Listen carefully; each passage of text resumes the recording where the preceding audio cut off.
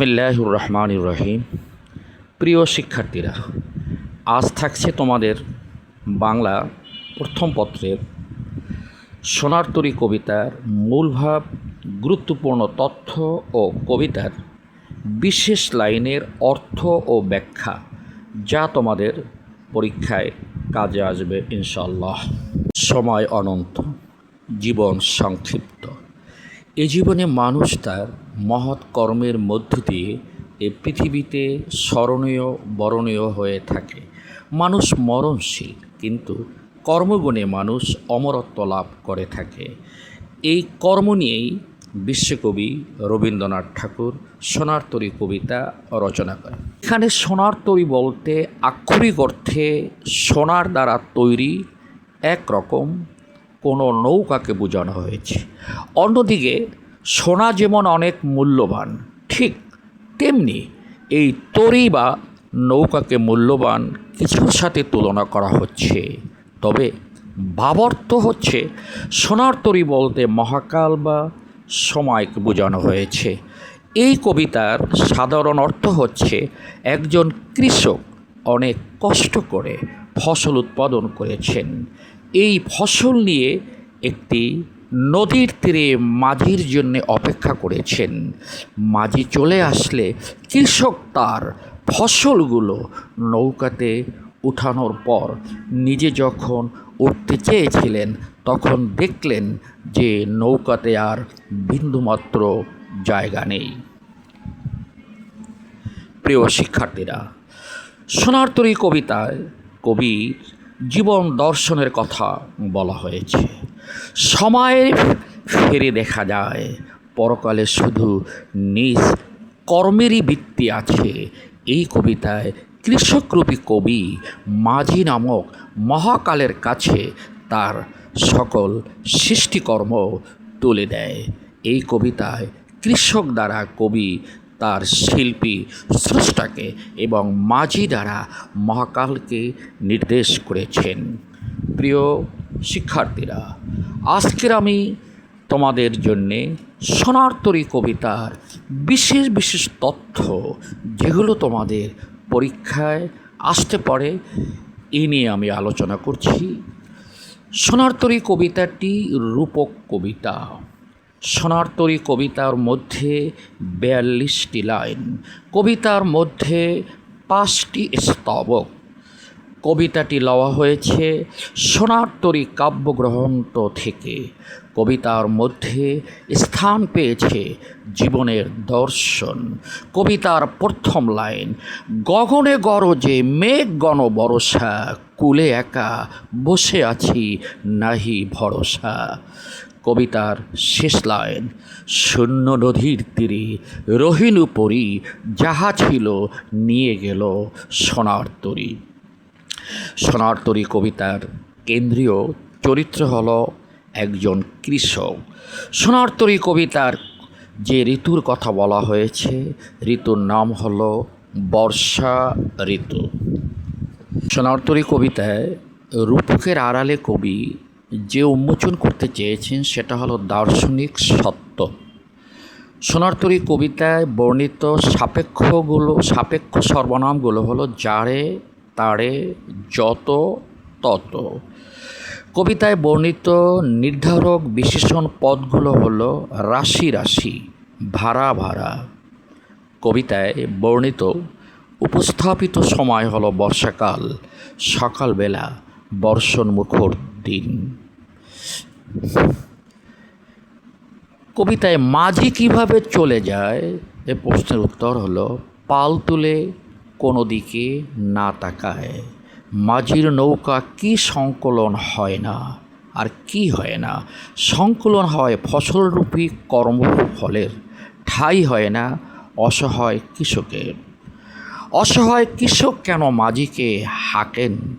মাঝিকে উদ্দেশ্য করে তরী খুলে বেড়াবার জন্যে।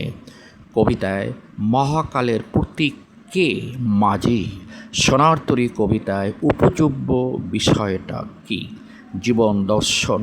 কর্মের চেয়ে কর্মের অধিক প্রত্যাশিত।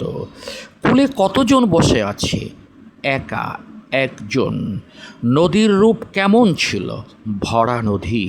ধারা শব্দের অর্থ কী? প্রবাহ বা স্রোত। বাঁকা জল কৃষকের কোন দিকে রয়েছে? চারদিকে। আমি তোমাদের গুরুত্বপূর্ণ কবিতার লাইন যেগুলো পরীক্ষায় আসতে পারে সেগুলোর ব্যাখ্যা তোমাদের সামনে তুলে ধরছি।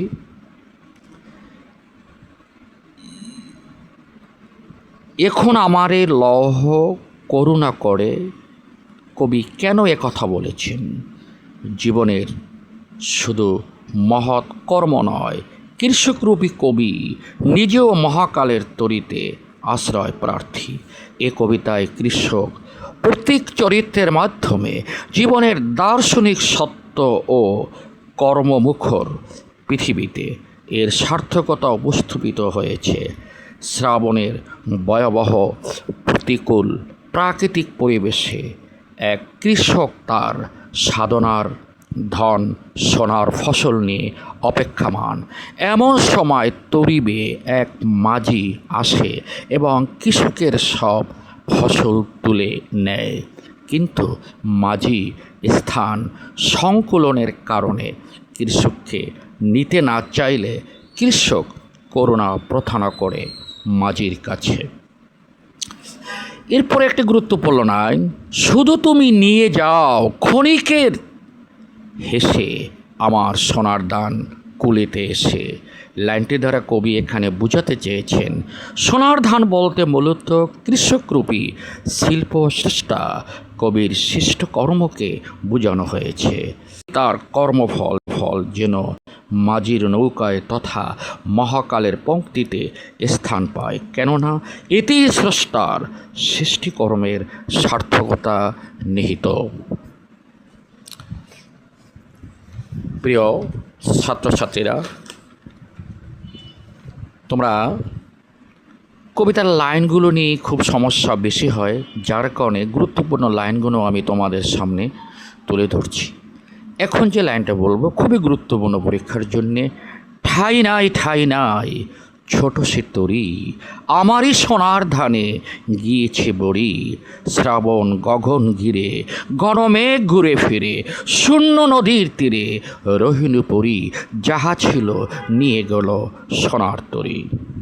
এ কবিতায় কবি মাঝি কবিকে বলল, আমার এই ছোট নৌকাতে আর জায়গা নাই, সোনার ধানে সবটুকু জায়গা ভরে গেছে।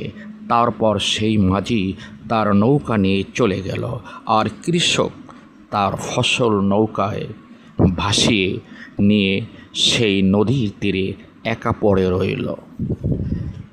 এরপরের লাইনটি এটাও খুবই গুরুত্বপূর্ণ।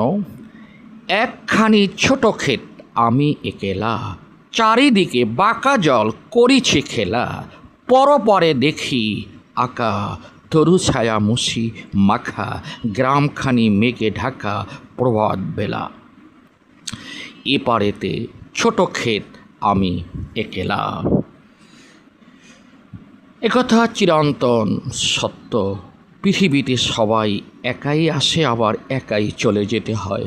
সময়ের দ্রুতগামিতা কবিকে নিশ্চিন্ত করে ফেলেছে যে এই সময়ের অতল গহ্বরে তিনি এবং তার সাহিত্যকর্ম হারিয়ে যাবে কিনা। তিনি ভাবছেন হয়তো মৃত্যুর পরের জীবনটা গাছের ছায়া ও মেঘে ঢাকার মতো অনেক সুন্দর। তিনি নিজেকে এই পৃথিবীতে বা চিন্তার জগতে খুব একা মনে করেছিল। প্রিয় ছাত্রছাত্রীরা, আমি তোমাদের সামনে সোনার তরী কবিতার কবি বিশ্বকবি রবীন্দ্রনাথ ঠাকুরের যে তথ্যগুলো তোমাদের জানা উচিত সে সম্পর্কে আলোচনা করছি। রবীন্দ্রনাথ ঠাকুর 1861 7 মে, বাংলা 1268 বৈশাখ জন্মগ্রহণ করেন। তার মৃত্যু 7 আগস্ট 1941, 22 শ্রাবণ 2348। তার জন্মস্থান কলকাতার জোড়াসাঁকো ঠাকুর পরিবারে। রবীন্দ্রনাথ ঠাকুরের সাহিত্যিক ছদ্মনাম ভানু সিংহ। তার পিতার নাম দেবেন্দ্রনাথ ঠাকুর, মাতার নাম সারদা দেবী, দাদার নাম দ্বারকানাথ ঠাকুর। রবীন্দ্রনাথ ঠাকুর 1913 সালে গীতাঞ্জলি কাব্যের জন্যে নোবেল পুরস্কার পেয়েছেন।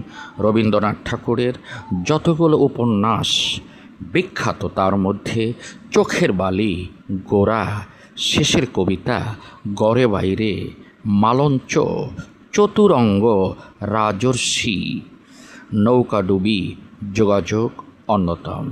প্রিয় ছাত্রছাত্রীরা, আমি আলোচনা শেষ পর্যায়ে এসে তোমাদের কাছে বলতে চাই, ভিডিওটার মাধ্যমে তোমাদের একটু উপকার হলে তোমরা দোয়া করবে ও তোমরা স্টাডি অফ বাংলা চ্যানেলে সাথে থাকবে। পরবর্তী কোনো ভিডিওতে কণ্ঠে সাক্ষাৎ হবে। আল্লাহ হাফেজ।